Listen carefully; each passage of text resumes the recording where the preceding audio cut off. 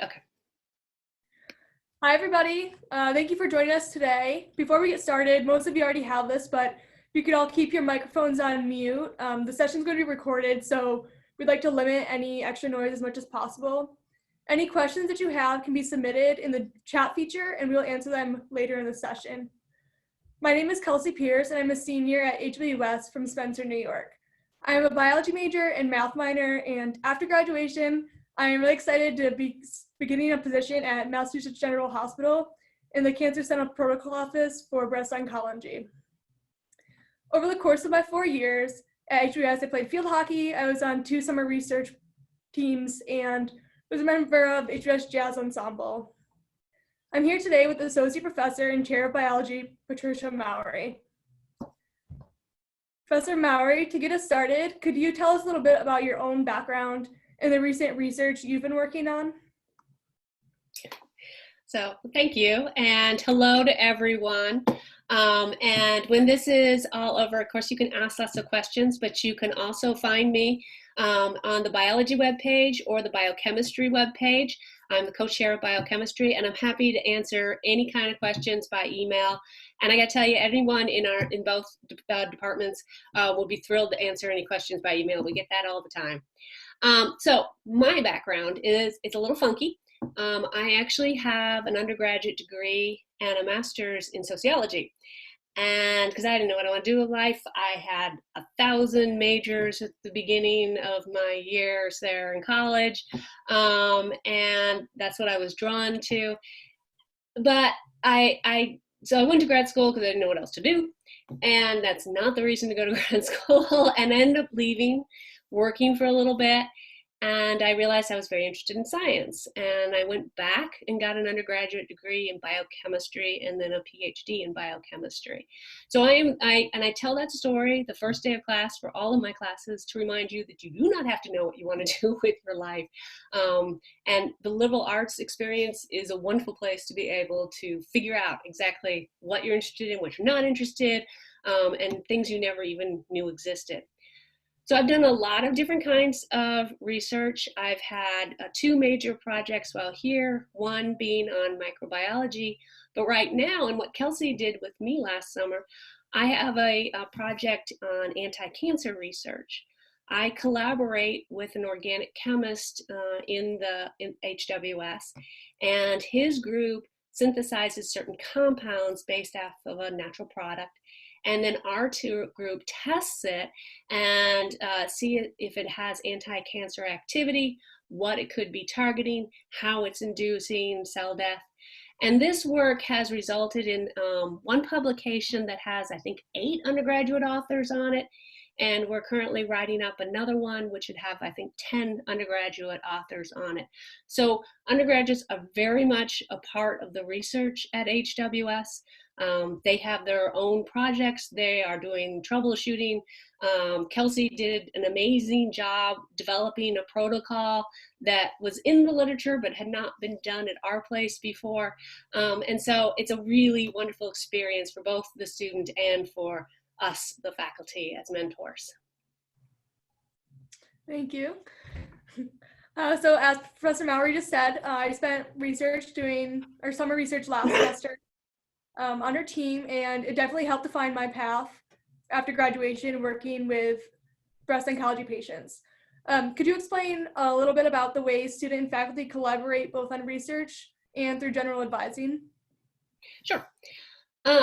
One of the really nice things about being at a small place is that a very large fraction of our students actually get to do some kind of research, whether it be in the summer, independent study for 1 semester or even half credit, or doing honors, which is a full year.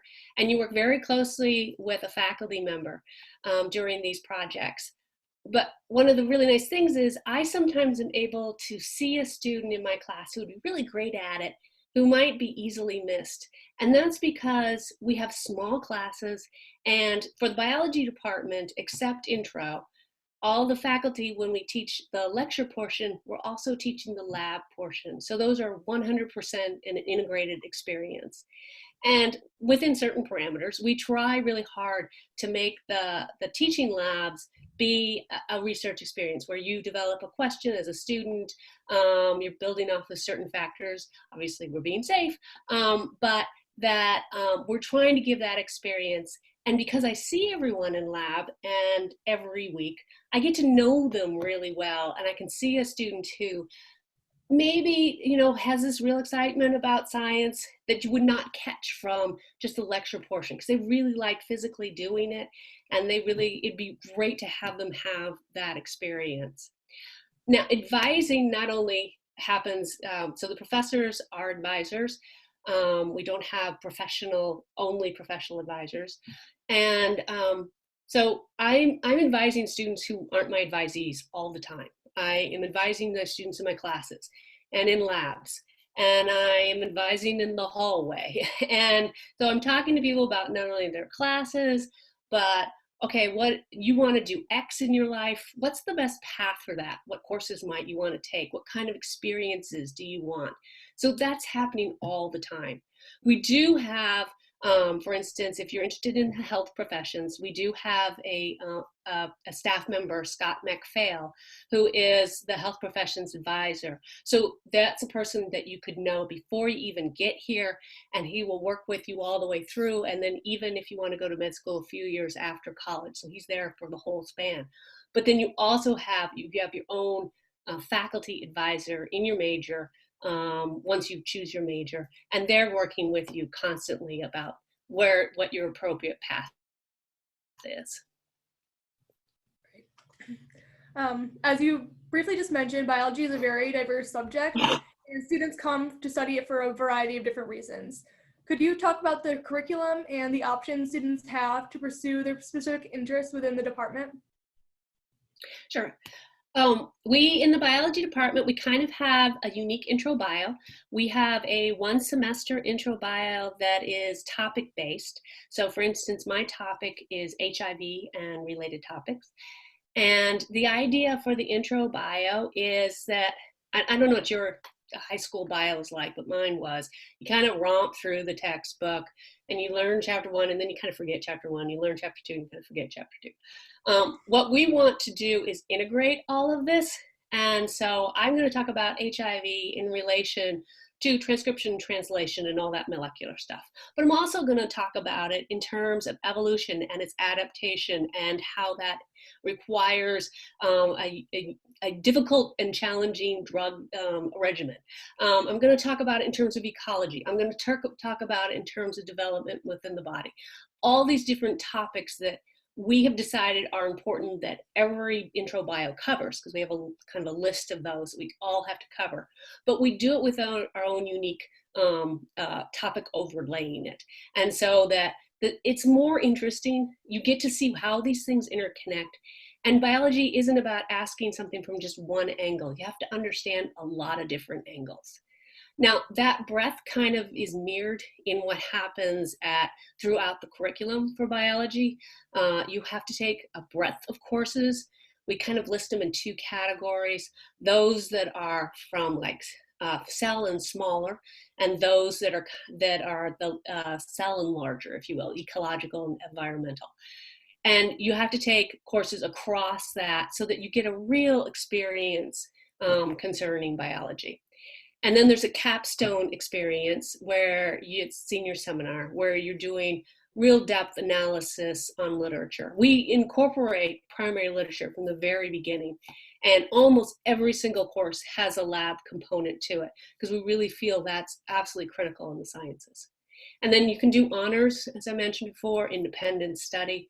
And I want to point out that our goal is not with like intro bio or even intro chem, is not like to weed out. We're not some monster school with 700 students in a classroom. In fact, the largest class you can ever take here, I think, is 48. And I don't know of hardly any that are that large. And so we really try to help students go through. And that's why we're here, because we really enjoy doing that. And you get to know the students. And so those students who would kind of fall through the cracks really don't hear as much as might in other places. I mean, there are a lot of other places that are awesome, but the really big classroom, students can really get lost. I'm also co-chair of biochemistry, so I'll give a plug for that also. The biochemistry program is a little more rigid because you have a lot of chemistry courses and biology courses that you have to take. But if, for instance, you are interested in going abroad, whether it's bio or biochemistry, you really work with faculty very early on to figure out, okay, how can I plan my courses such that I can go abroad for a semester and it's not going to slow me down and I'm still going to graduate. And often it can be on stuff that is towards your minor or maybe even picking up some bio courses abroad. So there's lots of options. Thank you. So I mentioned in my intro that I secured a job that's very closely related to biology post-graduation. Are there other things that students you've worked with have gone on to do after graduation? Oh yeah. I work with a lot of students who are health professions, medical school, vet school, dental school, PA, NP, nursing. I teach microbiology and immunology, and so I tend to have drawn a lot of advisees, for instance, that are more health profession inclined. But I've also had a number of students who've done research with me, for instance, who've gone on, they're not quite sure what they want to do. They might want to go to grad school, they're not sure. And they end up working in a lab for a few years, in a research lab. And that's a wonderful way to figure out what is the right next step. But then I've had students who've gone on and become lawyers. So it really hits the gamut. For instance, I have a student right now working in my lab who's doing honors, and she's going on and getting her plan is to be going to getting a PhD in immunology. She's been accepted to the University of San Diego, and so she'll be going there in the fall. So we have plenty of doing really the whole range of things. If you want to do genetics counseling, I've had students who've done that. It's really kind of open to what you want to do. Great. And this will be my last question before we open it up to the audience. Professor Maoris, how do you make a case for a valued liberal arts education for a student who is interested in biology? Yeah, I think the big thing is the accessibility to the faculty. I was at a large university for my grad school and for my postdoctoral fellow, and we had undergraduates in the lab. It was a wonderful experience, and there are opportunities there, clearly, but not a large fraction were able to do it because the classes were so big and it was hard to be seen. And I think with the fact that I know a lot of students who I've never even had in class, and yet I know a ton about them. And I think it's those kind of interactions that mean that you can get the lab experience, and so you can get the guidance on doing internships. If you want to go pre-health, we do clinical internships and set you up for that, or whatever it might be. We're going to know about resources and be able to pass those on that you might miss in some other locations. I also think the liberal arts experience allows you to have more breadth than you could at some schools. And so, you're forced in a certain way to take a certain number of courses that you may never even thought about. And I've seen students who took this course, oh, I don't want to take that. And then they get so jazzed about it and end up majoring in that. And that's fine. If you think you're going to be X when you come in, figuring out that you don't want to do X is great. Trying to figure out what is important to you, what excites you, and having that exposure where you have a small setting for it is really just, I think, a wonderful opportunity.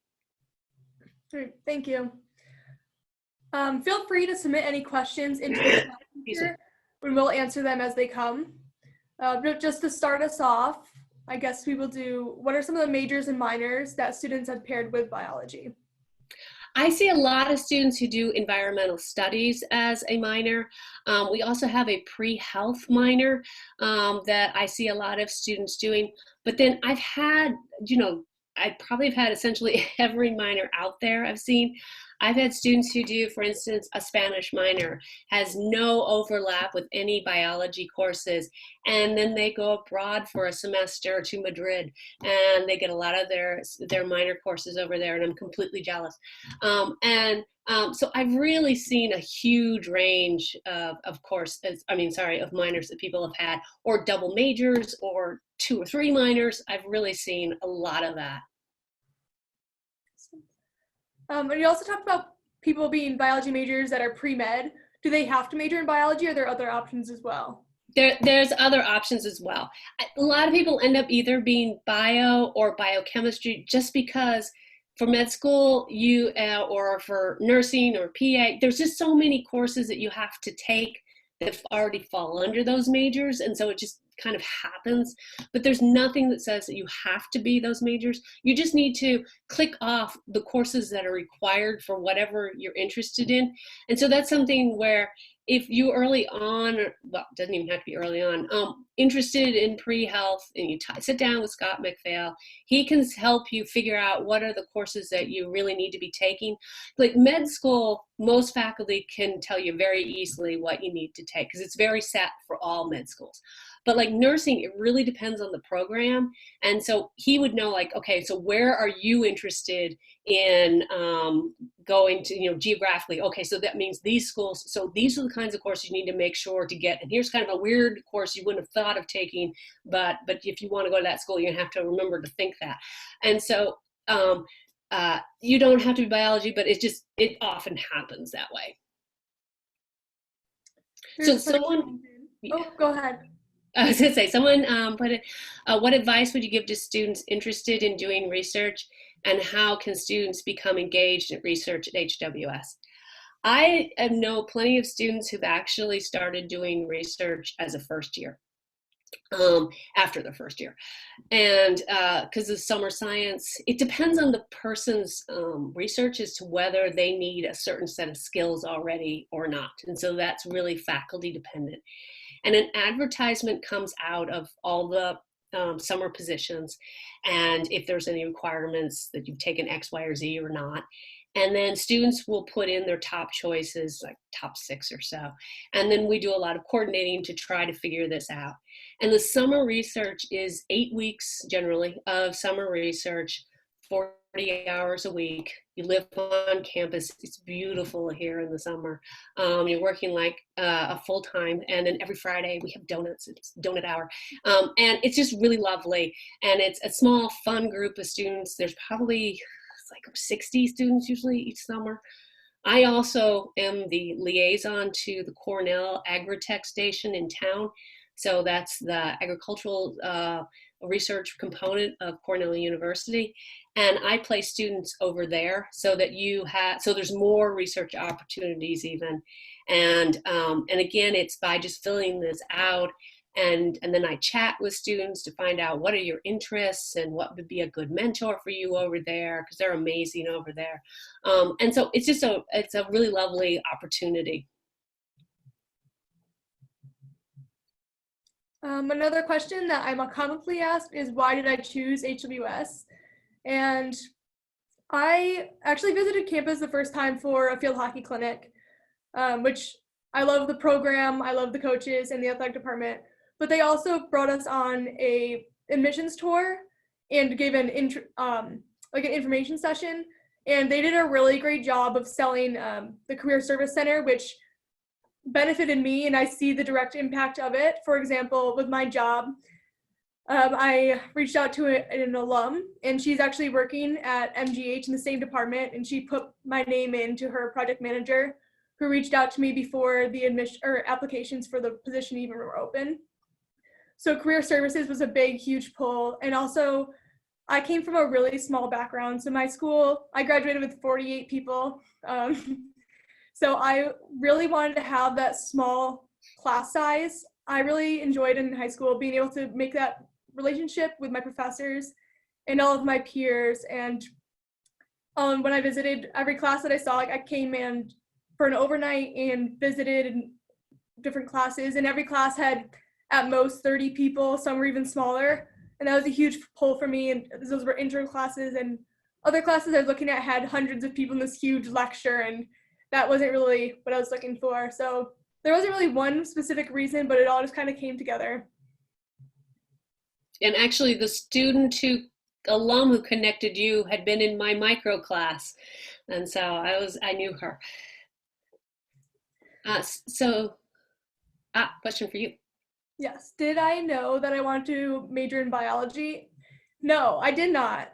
I did do Visions, which is like a pre-health program in high school. So I did get into an intro biology class, but I was taking a bunch of different classes. I was taking math classes. I took a French class and a music class the first year as well. And I kind of just kept going with my interests. So I really liked biology, so I just kept going with that the next semester, and same with math. And at one point, I actually thought that I was going to be a math major and still take the prerequisites for PA school. So a lot of biology classes, probably minor, but that didn't really stick out. I just kept taking what I was interested in. I actually declared as a biochemistry major because I saw a lot of overlap with chemistry and biology for prerequisites for PA school. But I quickly realized that the biology or biochemistry major is very heavy in chemistry, and my interests were more with biology. And just with the prerequisites for PA school, there were more biology courses anyway. So I ended up declaring officially as a biology major my junior spring. So I definitely did not know the first year, but kind of just followed my interest, and that's what I found.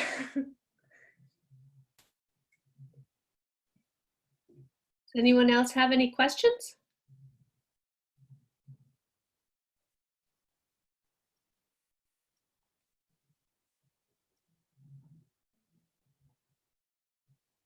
I want to make sure everyone has time to type if they want.